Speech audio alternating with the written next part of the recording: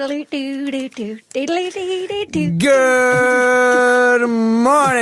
and welcome to the Breakfast Show acoustic version on Faith FM with Skafy and Lawson. This is the very best table to start your day. I was away for like a couple days and now we just don't have sound? What happened? That's right. That's our new introduction here, Lawson. Like, remember when I used to say that producer Shell was fighting the war against the AI, the machines, the equipment, and so on?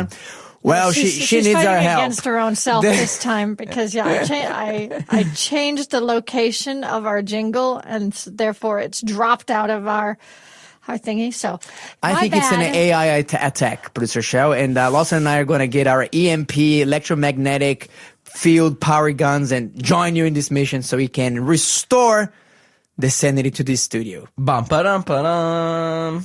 That's my favorite part. Yeah, we can do acoustic versions here. Good one. Yeah, of course, I am in the studio today with none other than the great producer Shell, and of course, the unique, the Lawson Walters. The Lawson. Yeah, you're Lawson. Yeah. Lawson. Okay. I see it. I see the vision. No one's ever called me that. No. The Lawson Walters. Yeah, I get awesome Lawson, but never a Lawson. There you go, bro. You deserve every single bit of it. You know what that usually is? It's usually, they take the first letter of one person's name and put it onto the name of someone else, and then it's like a it's like a it's like a couple thing, when Brad Pitt and Angelina Jolie were together, it was like Brangelina kind of thing. Oh, really? Yeah. I've never seen so ultimately, I'm just like married to being awesome. I'm just married to being. It would legit. be nice because Lawson and Shanna would be Lashana, which is an actual name. Really? Yeah.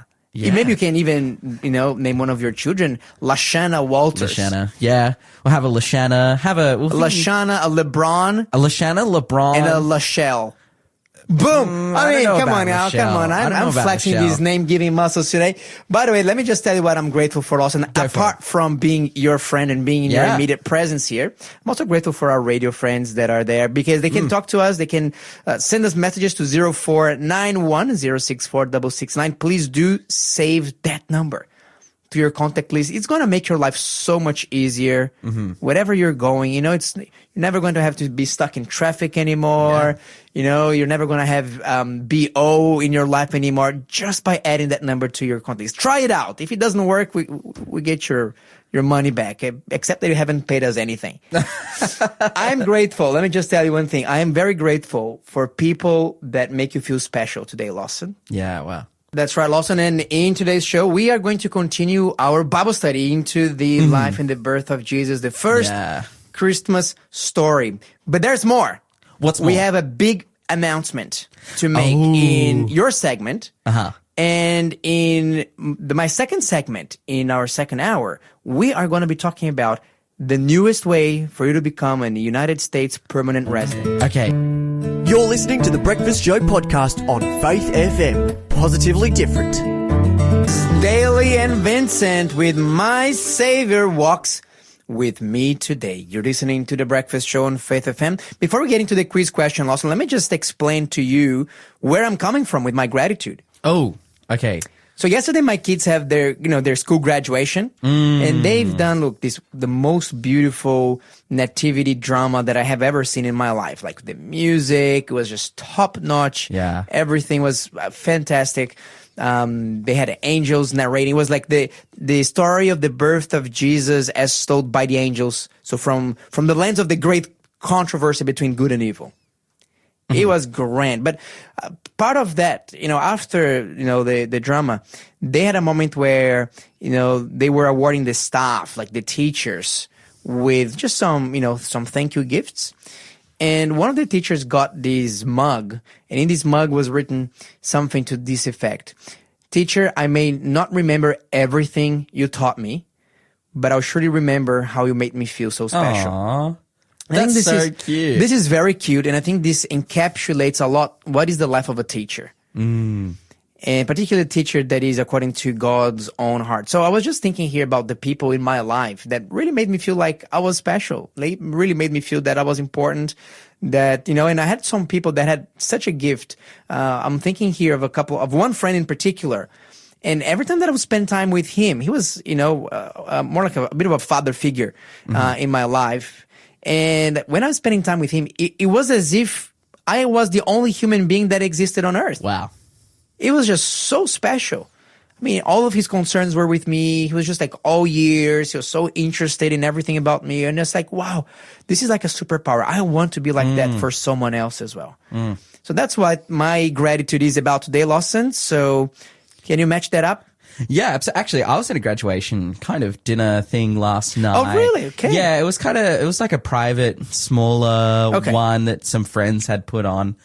And, there's probably like 30, 40 people there or something. Oh, right. Wow. It's and a sizable group. I got to share words of wisdom at the end, which was cool. I was asked to share like 15, 20 minutes words of wisdom. But okay, nice. And we might speak to it later in the show, because I think, you know, I think what the Bible kind of revealed to me about, we talked a bit about excellence and what God calls you to, and we'll speak to that a bit later probably. But it was just a great time. It was just awesome, you know, just celebrating our friends so this is for uni and these guys who... So they're graduating from university. The uni courses. Yeah, that's right. And these guys who have made, you know, really put the hard yards in. Do you mind if I ask what kind of food was provided? Oh, it was like Asian, it was a bunch of hot pot. No. This was a much more Australian affair. So it was like sandwiches and pasta and chips and dip and that kind of thing. That kind of thing. Legit. So this is for people that are going to Avondale Uni, the majority, which is a little bit more on the healthy side of things. Yeah, well, a little bit less ethnic.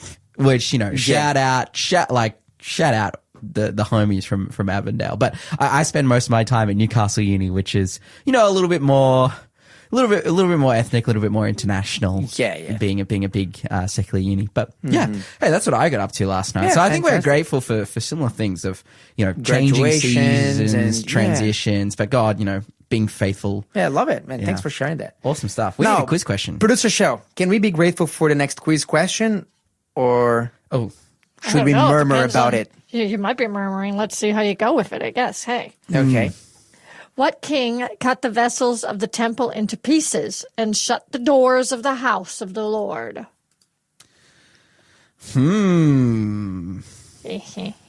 Yes, see, you're murmuring. You see the murmurs happening. It's a murmur time. So say that again one more time. What king cut the vessels of the temple into pieces and shut the doors of the house of the Lord? Yeah, I am going to Drop give it 3 a guess. letters. Lawson. Yeah. There you go. Yeah, boom. Hey, come on. come on. Hey, we're swishing threes today. That's right. Well done. I don't know. Mine is going to be a pure guess. When you're talking about kings and desecrating temple, do you want me to tell you about things, where it is in the Bible? Yeah. That please. might help you a little. Yeah, sure. All Give me a tip. Give me a It's clue. the 2 Chronicles, chapter 28. 2 Chronicles, chapter 28. Look, it doesn't make it much easier, but Yeah. Okay. there you go. No, not that fella. 0491-064-669. I don't know. Yeah. I just try to blame the usual suspect, but it wasn't him this time. No, not the baddie. That I was Manasseh. thinking. So we'll I said knock Manasseh. him out. It's not. It's not him. Yeah, I'm actually impressed, Lawson, that you got this one right. I never even noticed that. I didn't remember there was a king that did that thing. Yeah, let's see what that thing was. I think my time. 2 Chronicles it's due for a good. I'm gonna be real. Good old revision. I'm gonna be real. This came straight out of the subconscious. Oh, really? It was a guess. I must have read it and gone, I think probably this person, but I can't remember a text. I can't remember the story. Yeah. I just sent it. And he's not one of the common fellows. Yeah. Yeah, great. Love it. I love these obscure quiz questions. If you do know the answer, though, 0491 064 669 is the number to text. What king cut the vessels of the temple into pieces and shut the doors of the house of the Lord? Yeah. Hey, What are we looking at in terms of the baby Jesus? Hey, what about if we walked through Bethlehem and witnessed firsthand the birth of Jesus? Why don't we look? You know what? You can actually 2. do that at Gosford Road to Church. Is going to be Bethlehem. they've got a road to Bethlehem starting, I think, this weekend. Yeah, and it'll be going for a week. Oh, look, I've been to it. I think 2 years. I want to try to get because I love. It is the best thing ever. Like they put in so much production into like recreating the historical village of Bethlehem and Nazareth, and they have like ancient tools and people dressed to suit as the characters in the Bible and music and angels, and it's a narrative. Look, if you're around that, if you're not far, I would say if you're within a 2-hour range from the Central Coast area, it's absolutely worth your time. Yeah, particularly if you have your children with you. Yeah. So, but the initial question here is imagine. Yeah, imagine. So let's do that. Let's open up the book and let's transport ourselves to the ancient cobblestone pathways of Bethlehem, Lawson. We are going to be reading from Luke chapter 2, verse 1. The Bible says here, and it came to pass in those days that a decree went out from Caesar Augustus that all the world should be registered. This census took place while Quirinius was governing Syria. So all went to be registered, everyone to his own city. Yeah, let's talk about that for a moment here, Lawson. What kind of census do you reckon it was? Well, they're counting all the people, right? For what purpose? To see how big the empire is, to see its expanse. Oh, and probably one of the great purposes is who can they charge tax toward?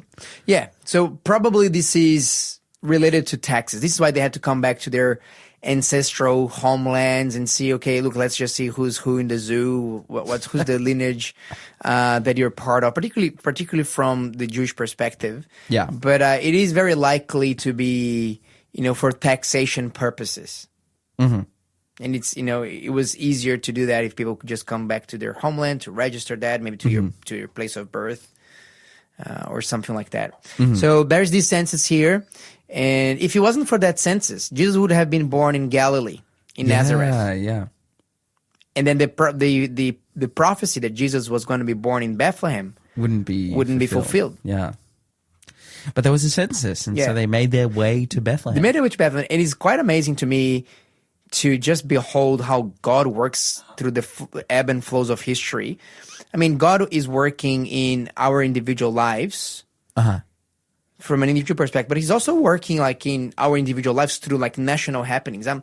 I read a story recently in a book by Pastor Pavel Goya. You heard about him? Pavel Goya has an amazing prayer ministry. And he has this book where he's sharing some of his stories. And one of the stories is that he was in Romania. Yeah. This was during the communist regime in Romania. And one of the challenges that he had, he was a Sabbath keeper Christian. He was Seventh-day Adventist. Pastor Pavel Goya, he was a teenager, and he wanted to graduate from high school, but there was one problem. What? Their final exams and their class attendance, but particularly their final exams, was going to be on Saturday. Yeah. And they had zero flexibility for him. He said, look, if you don't sit the exams, like you're out. You're done. Yeah.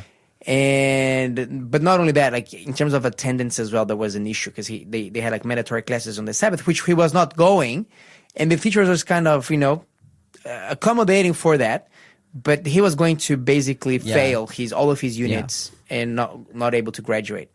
So it came to the last weekend, the graduation weekend, the weekend where they had like the big test, and he could not sit it any other day. There was no accommodation whatsoever for religious liberty or for Sabbath keeping.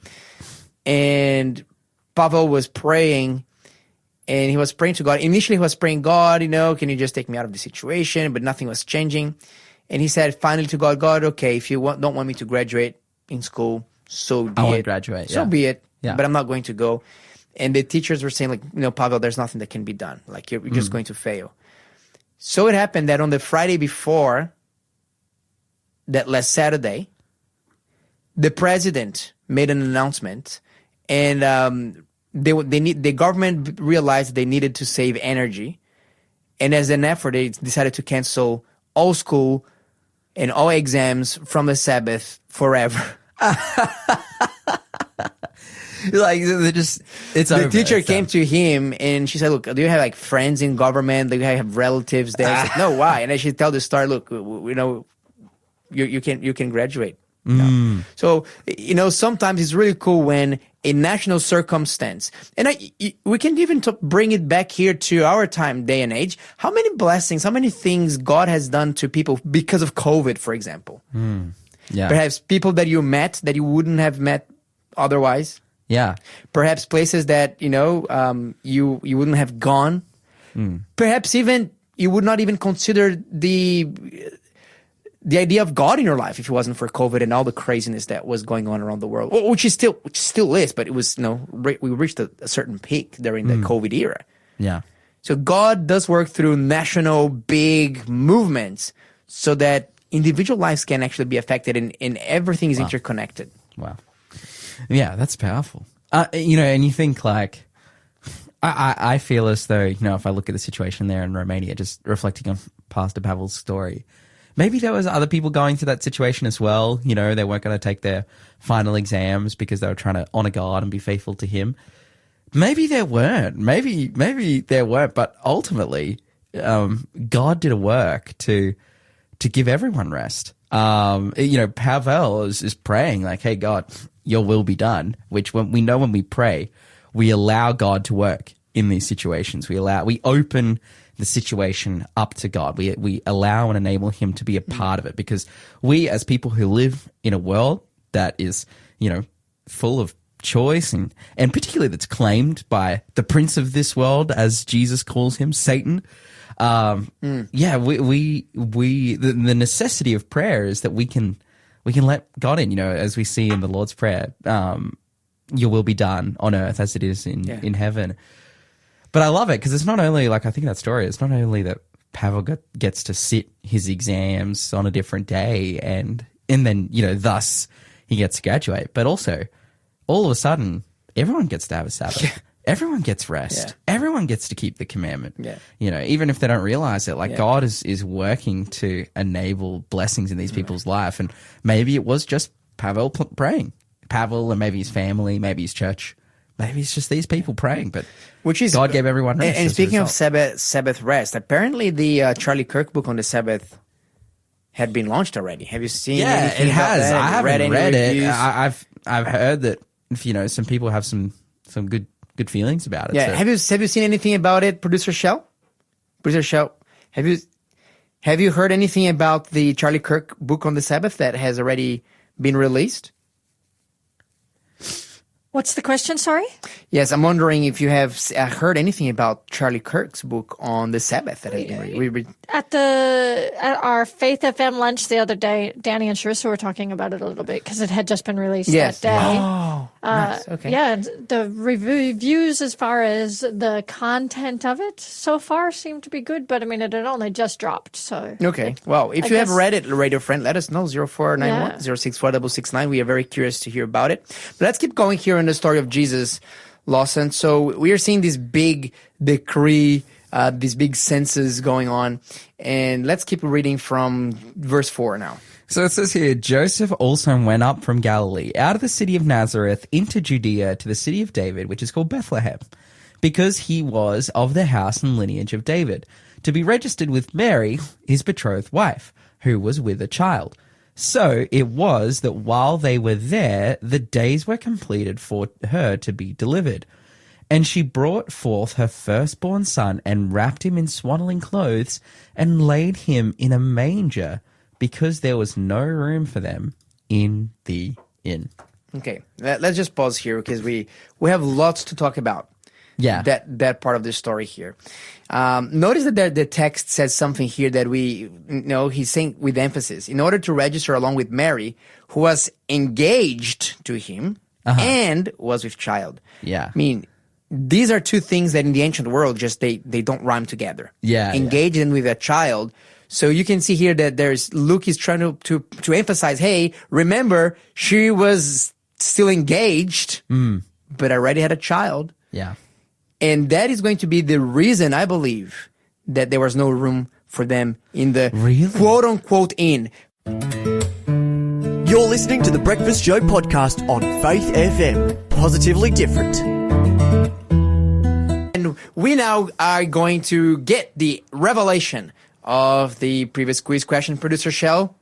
That was King Ahaz. Ahaz. Wow.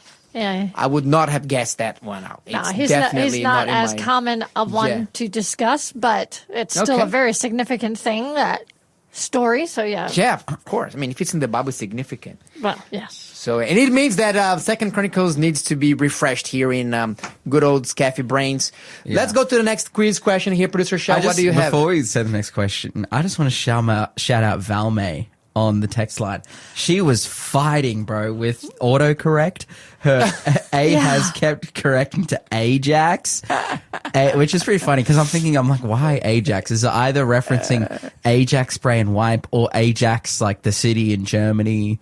Yeah. No, Ajax was actually in the Greek kind of a mythology person, like a kind of a semi-god warrior. Yeah. You know, with supernatural strength and so on. So he's not in the Bible, though. So there's 3 areas of fame then. That's Ajax. The cleaning Well, product. I'm assuming the cleaning cleaning product is named after. After the Greek. After you the know, Greek warrior. Yeah, Yeah. that's right. Yeah, Is the football team from Germany named after the Greek warrior? probably. Yeah, I mean. No, this what? guy came Or is before it everyone. named after the spray and wipe? Which is also named after the war. It would be awesome if it was named after the spray and wipe. It's like, well, we're cleaning up. We're cleaning up our opponents. Anyways, hey, It used to be my nickname for my youngest son. Ajax. Yeah. Why? I don't know, I just always called him Ajax when he was little. That's cute. That's awesome. I don't know, because it's awesome. Because it's a really cool name. All right, what's next? All right, our next quiz question. What did Balaam build on the high places before attempting prophecy? Oh. And I want specifics. No. Okay. Yay, we got specifics over there from Skafy. Well I done. know. I have the specifics here. Come on, Okay, call me Mr. Specifics.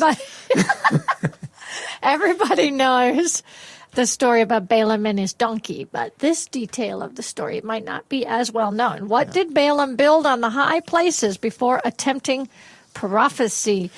0491 064 669. And it was not flat pack furniture, Lawson. No. Okay, wait, hold on. Specifics. Give me 1 second. Let me just give a shout out here. I love the story of Balaam. Every time that I go through numbers, this story just makes me so glad. I think it's so rich, and every single time that I read it, I get a different blessing from it. You're blessed? Yeah, the That's story awesome. of Balaam, I think, is just like off the charts. It's one of my favorite stories. Why? Oh, for It's so many sad reasons. and frustrating in so many No, ways. but it's also very, very nuanced, very rich. Okay. 'Cause you can get the character of Balaam very subtly. So well, look, there's many elements to that, but today's not the study on Balaam. Maybe next year we'll do it. Because I want to talk about the inn. The inn. All right, we're in the inn. Yeah. We're in the inn Look, right now. Everybody has seen a play. Yeah. At Christmas time, either made by children or by professional Hollywood actors. And Yeah. you see Joseph and Mary riding the quintessential donkey with her, big tummy, with baby Jesus, and they're knocking on the inn, and the inn's servant, he opens the door and, shakes his head and say, "I'm sorry, we are full." And they're just like, well, maybe we have a little place for you by the manger. It's not very clean, but it will keep you warm, and it's sheltered from the elements and everything like that, right? Who has not seen that scene? However, may I just pop a little bit of a balloon with some reality and some Greek? Okay. Is that okay? All right. It was not that kind of in at all. Oh. I'll tell you why. In Luke, when you read your Bible in English, I'm reading from one of my favorite translations, but even that translation is I believe is inaccurate in that sense. You see here that there's no place for them in the inn. You see here in Luke chapter 2, what was the verse again? Verse 7. No room for them in the inn. The Greek word is kataluma. Cataluma. Now, go to Luke chapter 10, verse 30, the famous story of the Good Samaritan, where a man, the Good Samaritan rescues this Jew. He was beaten down. He was, laid down in the road for dead. He gets him. He tends to his wounds, and he takes him to an inn, and he even lets the money to the innkeeper and say, hey, look after him. If he needs anything, put it on my account. That inn in Luke chapter 10 is not Kataluma. What is it? It's Pandokeion. Okay. Pandokeion. Okay. Pandokeion is an actual inn, like a motel kind of a thing. Sure. Okay. Kataluma is not an inn, is a guest room. Okay. Why am I saying this? Because most homes in ancient times, they had what they call a Kataluma. It's just like, kind of like in your house. Like, how many bedrooms do you have in your house, Lawson? 2, 3? 2. So it's one for you and your wife. Yeah. I'm assuming that you sleep in the same bedroom. Oh, sometimes for, nah, I'm just kidding. The other room is what? Is for the visitors, for the guests, yeah, that's right. We have a little fold-down couch. We actually, my office is in there, but yeah, we fold down the couch. Oh, you have a fold-down couch, so you're smart. Yeah, so it's a couch in there that's, cool. And actually sometimes, there's a desk. Yeah, but you know what I'm saying that you're smart? Why? Because they say that there's a bit of a science there. You want to offer your guests a comfortable spare bed, but not too comfortable. Not too comfortable. That they don't want to leave. A sofa bed is great. It's the best. 3 days after the fourth day, their back's starting to hurt, and and all of a sudden, cousin, when I said that I came here to spend 2 weeks with you, well, you know what? I'm thinking it's about time for me to leave. I already lined up an Airbnb up the road. Oh, surely not. Don't leave. And they're like, no, it's okay. It's okay. It's been a pleasure to stay with you. Or the other way, you can have that old mattress with a big sort of a hole in it, like a big depression. That would do the trick as well. Yeah. We soften it up a little bit. So we've got the bed itself, and then we put on top of it a mattress out of a swag mattress, which is quite thin, just to give it a little bit more padding and to look after those who sleep in it. But anyways, yeah, that's our setup. But I feel you. So the Kataluma is the guest room. So every house would have a guest room. Sure. So Mary and Joseph coming back to Bethlehem, well, surely the city was busy because of the census. I think that's a big possibility. Sure. But we're not talking about just any ordinary inn. We're talking about a relative's house. We don't know whom. Maybe a distant cousin, maybe an uncle or something like that. And because both Mary and Joseph had their lineage tracing back to David, it is very possible that both of them had actually family in town. And nobody had room for them. Wow. Yeah, when I've told this story a few times on the Breakfast Show, probably every year when we come to Christmas, but I've when I was 8, I think I narrated a nativity story. So I was, the narrator. That's so cool. And a part of that narrative is, and when they came to the inn, the innkeeper said, "There's no room in the inn," and then it breaks out into song, and they're like, "There's no room." It's not in innkeeper, the inn. it's the relative. But it's your uncle that is looking at your wife who is pregnant. But she was pregnant out of wedlock, and this is shameful. Wow. And they're saying, look, sorry, we don't have room for you. So Mary and Joseph are facing here yet another challenge to the lot that God has given to them. God has given them the greatest blessings of all times, Jesus. But with that blessing came challenges. And hey, isn't that also the case with every disciple that lives or that has ever lived? Sometimes, even towards your own family, you won't be welcomed because of your faith in Jesus, because of your allegiance to him. And that was certainly true for Mary. So, look, someone, I think, out of decency here, said, look, I won't give you an extra room, because in basic hospitality in Judea, in the Jewish culture, of course he would give the best room of the house to the woman who's about to give birth. To give birth. Yeah. But because they are being seen with, Mary's being seen as a cheater, as an infidel, as an adulterous woman. Joseph is being seen as a weak man. Yeah. That is not doing anything about it. Why are you staying with this woman? We do not approve of this marriage. What are you doing? Are you bringing disrepute to this family? Someone at least said, you know what? I think out of the fear of God says, look, you can stay in the manger. Now, the manger is the manger is the equivalent to today's garage. Yeah. Yeah. In your garage, where it's the structure that was originally intended to park cars on, but most in this day and age, mostly just junk, just junk and stuff that we haven't used for like 5-6 years. Well, that's the manger area. So basically, underneath homes, they had a little area where they would park their animals. So they're maybe a little bit of a sheep or a cow or a donkey. Something is there. And the advantage of that is, and that design is actually pretty clever. You see this in Europe a lot, actually. Usually the ceiling is made of wood so that the warmth of the animals will just, raise up and heat up the house in wintertime. So that was the ancient way to get heating without air conditioning. Yeah. Yeah. Awesome. So that's the manger. So basically the manger is their garage. This is where they're keeping the animals. So look, you can stay there. You can stay with the donkeys and the... Yeah. Which would not have been, clean and nice and not clean, good. Not nice, not smelling good. But look, you know what? It was a place to stay.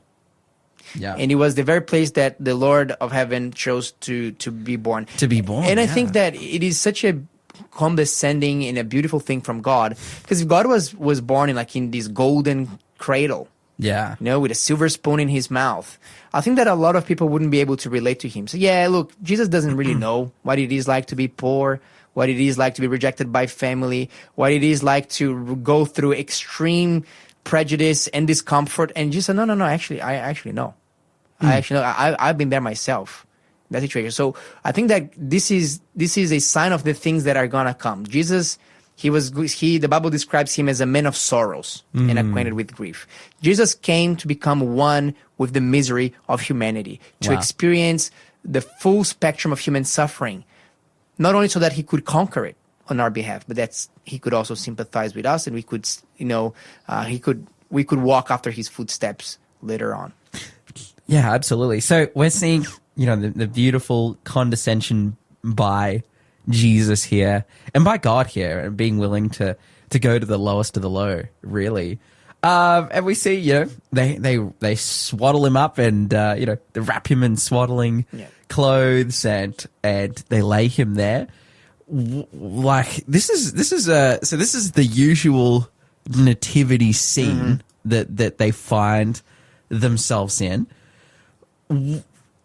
You said, imagine. The first question you asked was, imagine if you were there in Bethlehem. What do you think it looks like to you? I mean, we mentioned a few things, animals and smelly and whatever it may be.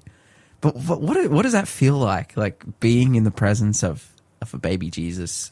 Look, we'll see what happens with the shepherds that came to visit. And which is very interesting that the Bible mentions, hey, the shepherds visited. So the people who are living in the house, who are listening to the cries of baby Jesus, of the creator of the universe, they didn't do so much as to come down and just say, hey, congratulations for your birth.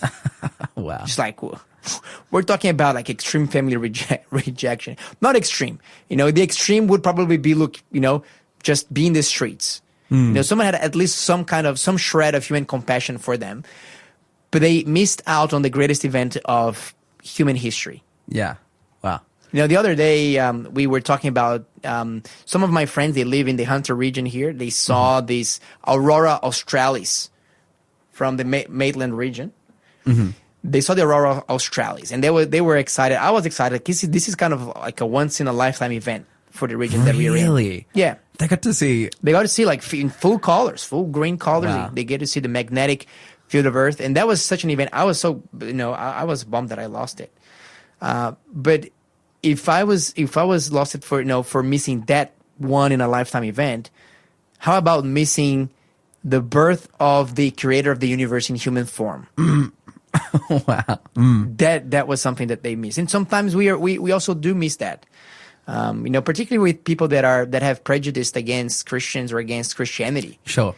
They're being kind of like these ungrateful or sort of these unhospitable relatives of Mary and Joseph, because they're not even giving it a go. They're not even looking at it, and they're probably missing out. Well, probably no. They're certainly, in my opinion, but even if they don't know this, they're missing out on probably the greatest knowledge, the greatest love, the greatest event, the greatest everything that is available to a human being, but because they look at Christians and they either discount them as this or that or Christianity, and someone told lies about them, or maybe on the outward surface it appears something, they judge Christians or Christ or the Bible in the same way that Mary and Joseph were judged.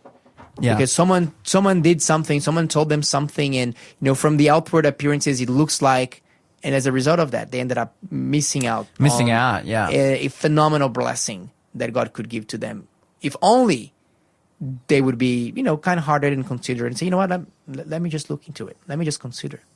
Yeah, no, I really agree with this sentiment. I think being from having my origins in secular Australian culture and having quite a few predispositions and ideas about Christians and who they are and what they're about before becoming one myself, and going, that's never something I'd want to be a part of. It's whether you think it's boring or it's hypocritical, or you give 1,001 reasons why you can look at the negative aspects, and you can find them easily. You throw the baby with the bathwater. Go on Wikipedia and just, you can find lots of bad things about lots of different Christian groups, 100%. And that's kind of what I did. I was like, I'll never be a part of this because X, Y, and Z. Until you get to actually experience who Jesus is, and he changes you from the inside out. He makes you he helps you to realize that, I'm actually in the wrong, and the life that I'm living that I think is awesome and fun and incredible and amazing, and the certain prejudices that I hold. Firstly, the prejudices that I hold are unfair and untrue and narrow and myopic. Secondly, the life that I'm harboring and that I'm holding on to instead of the life that I could live with God also is bad. It's not fulfilling. It's not happy. It comes with all of its own problems. And my life spent with, if I can put aside my judgments, I can go to Jesus and experience true peace and an amazing event, like Jesus in my life, just like the shepherds here. They got to experience Jesus, being born. They got to see him. They got to behold him and be there with him. You're listening to the Breakfast Show podcast on Faith FM. Positively different. We started to talk about the birth of Jesus, and that story will be continued on next week. But before we get into our next segment, I want to let you know, radio friend, that we have something special for you. Count it as your Christmas gift here from us. It's a book by Derek Morris, The Radical Teachings of Jesus. Are you wondering with yourself, what is the truth? Are you wondering with yourself, how do I make sense of my life? How do I make sense of the world around me? How do I find peace? Well, did you know that if you study and if you learn the teachings of Jesus, your life will change for the better. Absolutely. You will find answers to the greatest questions you have. Why bad things happen to good people? What is the purpose of my life? Why am I suffering? How can I move on from my current circumstance? All of these things can be answered by the teachings of Jesus. It will fill your heart with hope and with answers. And we have a book here that is going to explore each one of them here. It's called The Radical Teachings of Jesus. It's an amazing book by Derek J. Morris, and we are giving away for you for free today. If you text us with the code word, #teaching. #teaching for the teachings of Jesus to 0491 064 669. Absolutely, we want to give that one to you for free. And you also would have texted through earlier in the show regarding our quiz. Hey, producer Shell, what was the answer to that one? So our quiz question was about Balaam and what did he build on the high places before attempting to prophesy. I mean, he actually did prophesy, but not what he wanted to. Yeah. But he built 7 altars. Mm-hmm. I wrote altars. You wrote altar. You said an altar. So that is not correct. Yeah, 7 of them. Okay. So he built 7 altars. Yep. Man, that's 7 altars. And I think that Balaam was very a money-driven person. And I think that he thought that he could, bribe God into doing things as well. So this is why he said, hey, build 7 altars. Maybe God will feel so impressed and honored with that, he's going to make you whatever you want. Kind of a prosperity gospel. Oh, yeah. But, 2000 BC vibes. Yeah. That's Balaam. That's what he's up to. Yeah. Yeah. Hey, don't be like that. You can't bribe God. No. People tried doing that in history. It didn't go well. God left us with some pretty confronting events. I'm thinking here about Simon the magician in the New Testament who lost his sight over his crazy idea that he could purchase the gifts of the Holy Spirit. And unfortunately, there are preachers today that make of people's faith their merchandise and their way to sordid wealth. And we rebuke that in the name of Jesus. And if you're part of that, if you go into a church and you realize that they're more concerned with your material, earthly possessions than with your eternal inheritance, you're in the wrong church. Absolutely. You are in the absolutely wrong church. Lawson, what do we have coming up today in this show? Well, you're going to be talking about how to become I'm going to be talking about the Trump Gold Card. Yeah. That's the latest and greatest in American immigration policy. Mm-hmm. You are going to find out everything about it, Lawson, particularly if you apply for one. If you actually apply, if you meet the eligibility criteria, maybe you do, maybe you don't. We will find out. What do you need to do to get an expedited access to U.S. permanent residency? We also have Sam Bonello going to be talking to us today. We're going to have an interview with him. So he's going to be talking about finance and teaching us something great. And we're going to have a big announcement to make as well. Thanks for being a part of the Faith FM family. Join our community on Facebook or get in touch at 1-800-FAITH-FM.